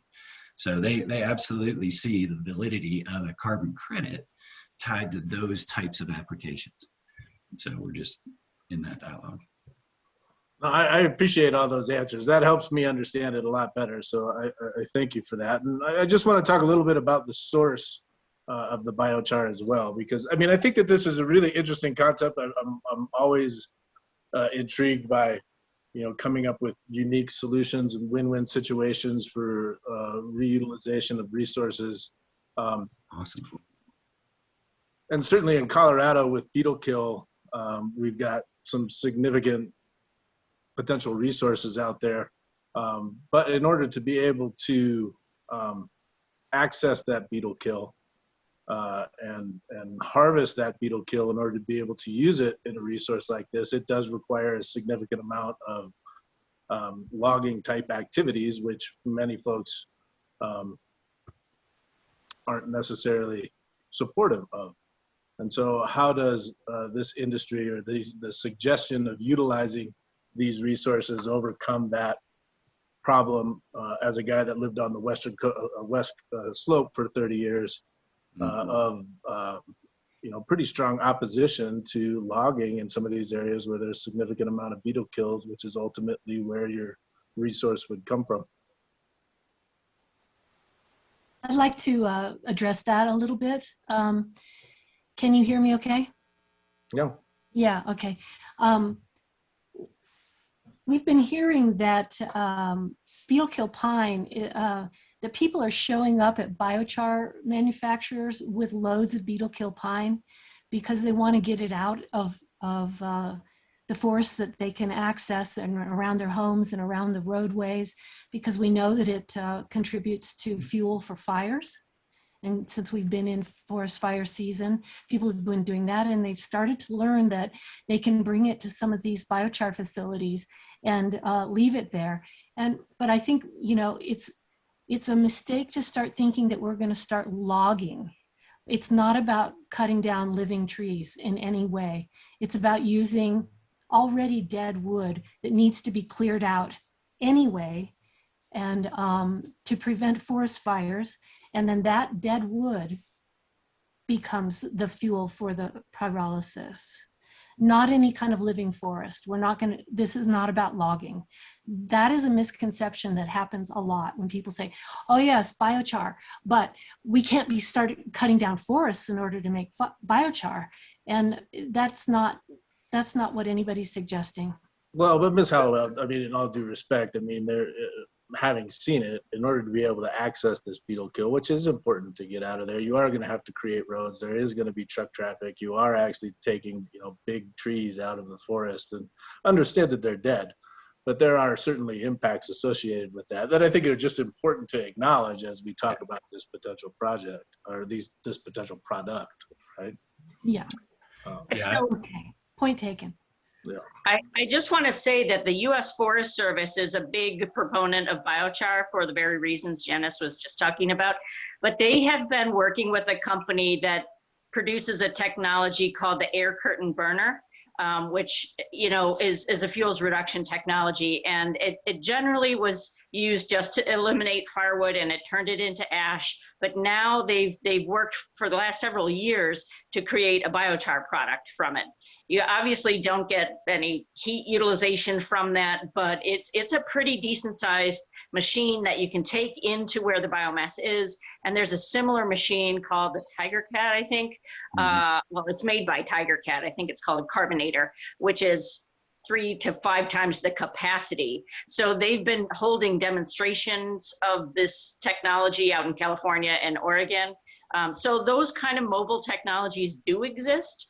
I'm not proposing that's the right way or the wrong way, but I think the U.S. Forest Service has been looking at that for that very reason. They don't want to, it's just not cost effective to log it and bring it to another facility all the time.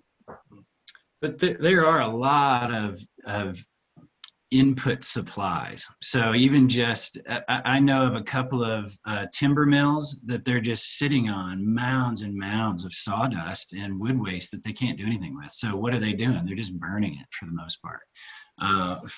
Hemp biomass, we don't know how to aggregate it because it's so disparate around the state, but if we could get all the waste from all the biomass that's been produced and processed into different products, that in and of itself is a really interesting biochar byproduct that has very unique applications for other contaminant capture and things of that nature. So it's a very involved industry, as I've learned over the last 9 months of digging into it. And it has so many unique applications and benefits. And one of those in particular, I believe it was proposed here in Boulder maybe it was quite a while ago, but just the land waste that all of our city municipalities collect would be a wonderful source for that, because it's typically just going into the landfill and just gassing off. So, okay, we get to take that away from the municipalities' yards and start turning that into potentially beneficial outputs for the municipality. It could heat the schools. There's ways to integrate all this that really do tie in a lot of different aspects of our economy. That's beyond what we were hoping to talk about here for sure, but the creation of biochar is accelerating, as Kathleen was alluding to. There are a tremendous amount of operators that are going to be geographically more ideally located that could produce that biochar and provide that input for us. So we as a firm looking at this material aren't so concerned about that as we see the scale coming. It's evident. Yeah, and to that, I would just add, I just finished a project with Brett Kincairn from the city of Boulder, and it was specifically looking at that. It was what's the feedstock available in urban environments and what kind of technology exists currently to turn that into bioenergy and biochar. What kind of biochar do you get from those feedstocks, and what can you do with it in an urban context? So it was not just Boulder, it was Boulder, Minneapolis, Helsinki, and Stockholm. So I'm sure he'd be willing to share that if anybody's interested. Interesting. Along those same lines too, the Department of Natural Resources in Louisiana would be happy to talk to any one of you if any of you are so inclined to reach out and just get their take on how they've approached this. They did approve just that filler piece as the pilot. We would so appreciate that opportunity to just prove up that that's functional and that it really can reduce that carbon impact of the operation of plugging a well. And just allowing that to be a lost circulation material allows us to really start running down that path pretty aggressively. To build a pilot around it and find out all other kinds of insights that I think we could would just be, I think, a spectacular move for the state, personally. But I think we learn a lot. So thank you very much for the opportunity in the audience to share the possibilities. Joppa. Thank you, and thank you all for the presentations. It is really fascinating. I'm really interested in kind of the direction that this is all going. Somewhat along the lines of what Commissioner Messner was asking. Initially, I was thinking of, the input sources as only being, some of the wood sources, et cetera. And so I'm glad to hear that there's several other input supplies, and it was great to hear some of the additional ones that you just mentioned, Mr. Mearsman. So, I was thinking about how in certain other types of uses of biological resources, there can be kind of this perverse incentive, to kind of remove more to create this other thing that you're using it for, and so it sounds like that is not much of an issue. And so I was wondering if anybody could comment on that, given the vast numbers of input sources. But the other thing that I was also just thinking about is I understand sort of the interruption of the carbon cycle with respect to sequestering this excess carbon, but I'm also interested in like the nutrient loss. Has there been any kind of exchange analysis of the, losses to the soil nutrients or those kinds of things from some of these materials being removed that might otherwise naturally compost and, resupplement the soils, et cetera. I'll take a shot at the last part there. In terms of nutrient loss, that's a really interesting question. There's a lot of that discussion when it comes to converting things like manure into biochar, because that is a nutrient dense material to begin with. And you do lose the nitrogen for the most part in the production of biochar. But it's mostly being proposed in areas that have these huge CAFOs, which just don't have the land area to safely apply that kind of material, the manure itself. So I don't think it makes sense to turn every ounce of manure into biochar, but in certain circumstances, it does make sense. Things like trees don't have a lot of nutrients to start with. They're very carbon rich, but they don't have nitrogen or phosphorus. Now, that's not to say that it's not feeding certain microbes if it decomposes, but I don't think you're losing anything from a pure macronutrient perspective. Now, the question you asked about, it's kind of the food versus fuel debate, I think, is where you were going. And I didn't think that was going to be a concern in the biochar world for a long time because the economics didn't support it. It was really tough to justify growing biomass specifically for biochar production because the cost of buying that and growing that and then converting it into something that you only get 25% yield was not economical. Having said that, now with the carbon markets, I think there could be an economic incentive to do that. But so far, they are restricting the biomass being used for biochar to be sustainably sourced, which I like. Let's hope that's enforced. But yeah, there could be this sort of perverse thing, but it's not there yet. I just don't see it because there's so much available free or low cost feedstock that I don't think people are going to be growing fields of willow to just turn into biochar.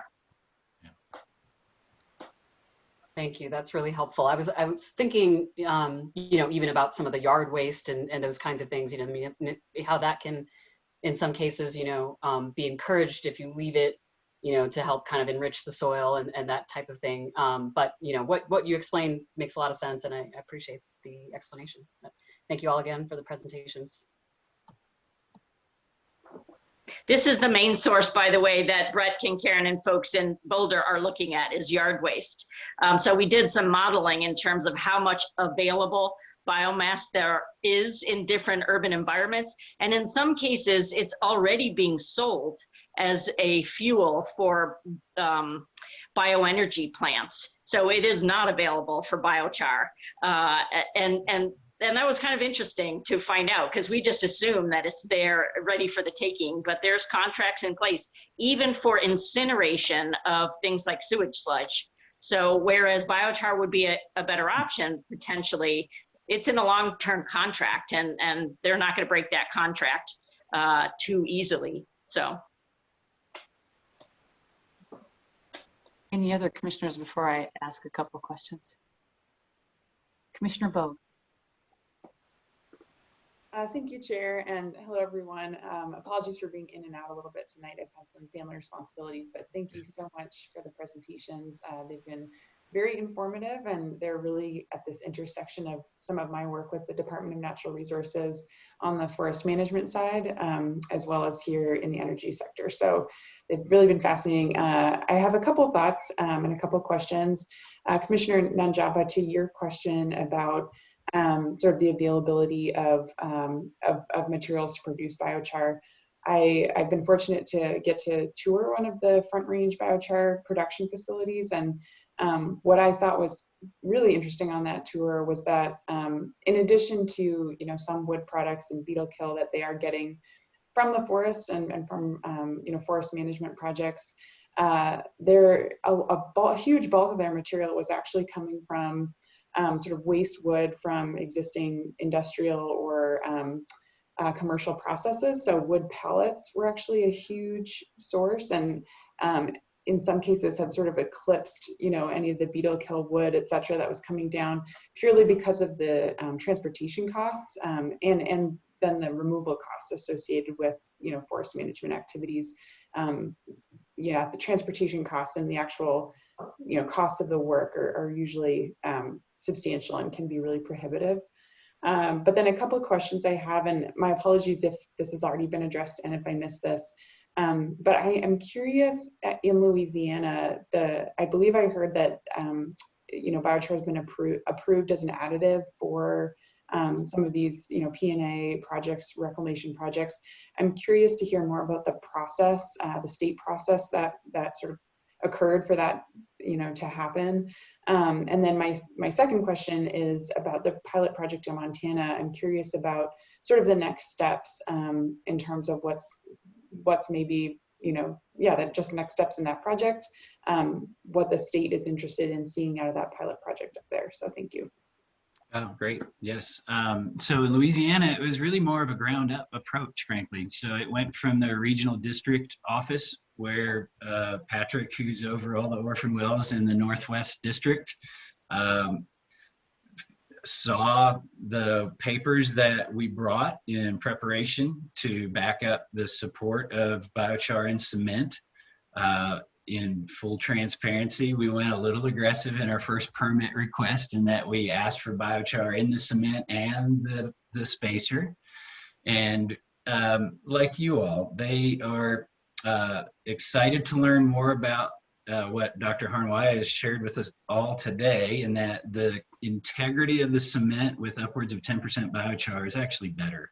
So we really don't have any compression issues or any integrity issues to deal with. So we think we're fast down that path with them. But the first well that we have approved is for that spacer, and it is for up to an 80% biochar slurry.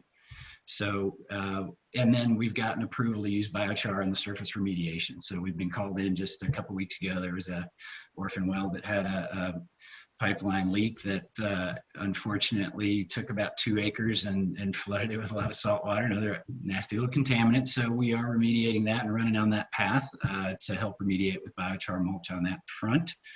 And as it relates to the Montana project, early on, I was quite involved with the Well Done Foundation as this has really taken off, and just the approach that we're taking to really just state by state remediation of the well sites at large, rather than just targeting the emissions piece. We haven't been as involved with Well Done, just to be perfectly transparent. That said, they are doing wonderful things, and they had approved, and we do want to incorporate this as well, approved hemp herd. So the state DNR, the Department of Natural Resources of Montana, approved that. They have approved biochar. It was really just go ahead and let us know how it goes. It's a very informal pilot. And he has put hemp herd as lost circulation material down, I think 3 or 4 wells now. And I was on site, so I only have eyeballs on putting biochar down 1 well, but I believe he's continued to do that in a couple more in Montana.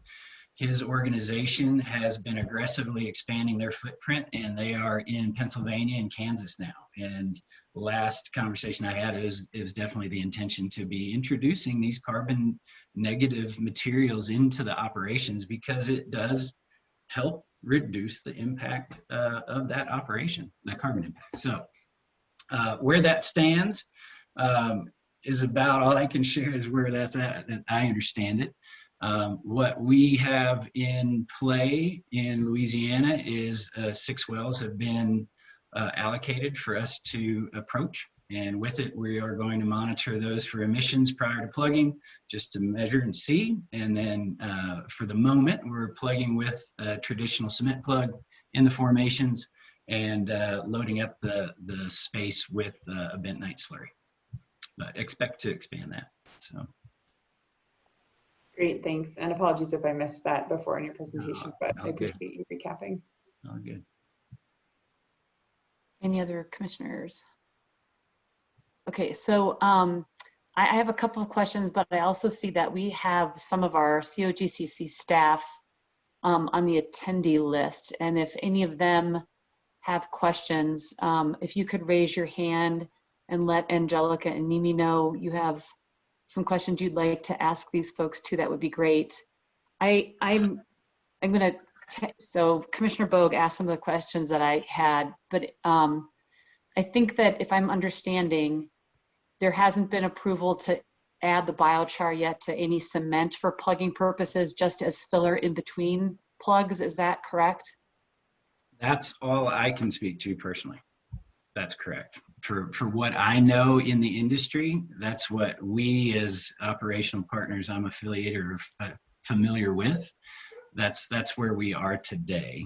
We do expect that cement plug piece to be validated pretty quickly, as evidenced by Dr. Harn Wei's research.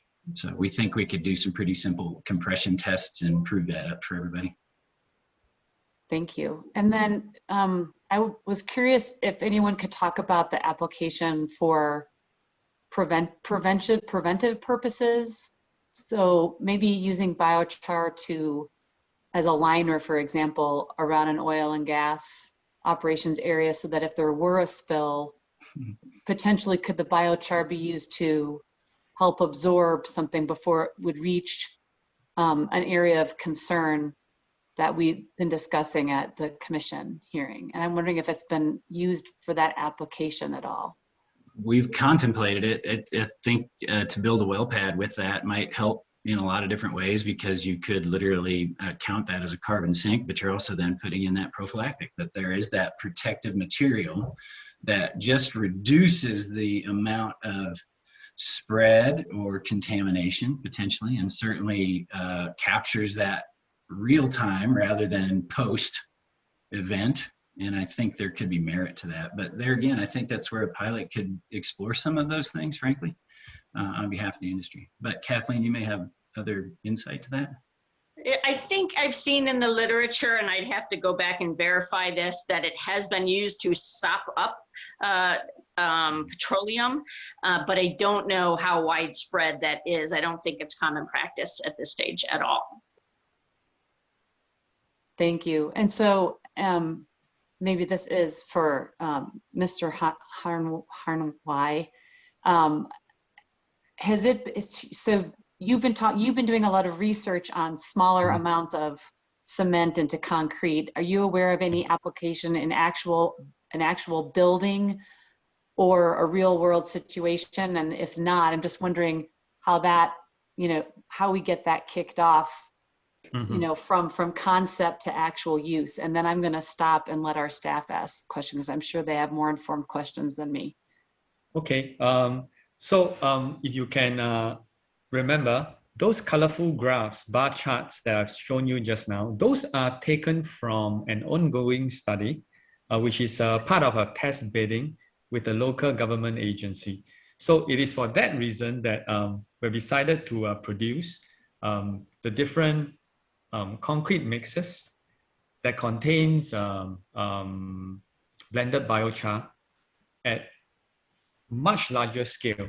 So over here in Singapore, we call that commercial scale, and those are in the form of roof tiles or secondary roof tiles that we use to insulate the primary roof slab from blazing hot sun, which, as you may know, is pretty common in Singapore. So we are already into that stage of test bidding. We have already completed, I would say, the first year of that of the project. I've just presented that to our government agency. So the next phase of the study and test bidding will still be looking at how we can optimize these different mix and composition in order for us to get better results than what you have seen just now. If I could just add to that, there are two companies in Europe, one in Norway, one in Germany, that have just, said they're commercializing this. Harn Wei, you probably know more than I do, but one is called Snøhetta in Norway, and they have a mix that they have a video, happy to share that with you. And the other one I just heard about, I think is in Berlin, Germany, that they are using quite a bit more biochar in it, but I don't know if it's being used in commercial building. So it's starting here as well, commercially, but it's a little bit slower than what I've seen in Europe. Thank you. And then Hearings Manager Larson, do you know if any of our staff has any questions? Thank you, Madam Chair. I do not see that any of our staff have raised their hands. I am amazed. It's because we all asked such good questions and had such good presentations. There you go. So I think that the last part of this, sorry, do any other commissioners have anything they'd like to add or any questions? Okay, so I think that we were just going to head into wrap up here, and if any of the speakers had anything really quickly they'd like to add as thoughts, I would like to throw out there as a commissioner, you know, as part of our mission change rulemaking, we did contemplate looking at pilot projects and studies and asking operators to participate in various studies. And, you know, I would be interested somewhere down the line in knowing whether or not any commissioners had an interest in exploring somewhere, somehow, you know, figuring out how we reduce the carbon footprint of oil and gas operations. And it doesn't have to happen today, but I would throw that out there as food for thought for everyone. With that, I will let our speakers, if you have any final thoughts to part us with, then now is the time. Thank you. Here Yeah. and available to answer questions. So just let me know. Yeah. I will just show you one. I'm in my office in upstate New York, and it's too dark for you to see, but this wall has a lot of biochar in it. And it serves different purposes like humidity control and the cool factor, but it's not quite at a technical level of research. I just wanted to have it in my house, so. I just wanted to say thank you to all the commissioners and everybody that's watching for your interest in this subject. I know that it's a little bit difficult to understand how burning something can help cool the planet, and how sticking, you know, biochar in an oil well could do things for the planet as well as for the industry. But I think maybe you've started to see a little bit of how that might work, and that it's, you know, Victor Hugo said that there's nothing like a good idea whose time has come. And I think that this is an idea whose time has come. And it's moving forward in a lot of really interesting ways. I'd really love to see Colorado get on it and do something with it, because it would be great if we could lead the way in this and clean up some things, and also find new ways to build back better in this way. Anyway, thank you so much for coming. Really nice to see you all. Take care. Thank you. Thank you to all of our speakers tonight. It's been so informative, and it's kind of fun to talk something about a little bit outside of direct oil and gas activities. Much appreciated. Commissioners, any last thoughts before we let everyone go? And just thank you once again. It was really informative, really interesting. My pleasure. Thank you. Thank you very much. So do we need a motion to adjourn, Commissioner Robbins, Chair Robbins? I don't think so. I think we're done with our work session. Okay. Everybody take care.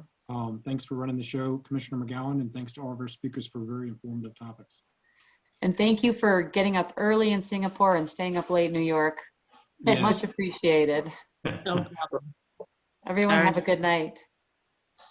Thank you all. Yeah.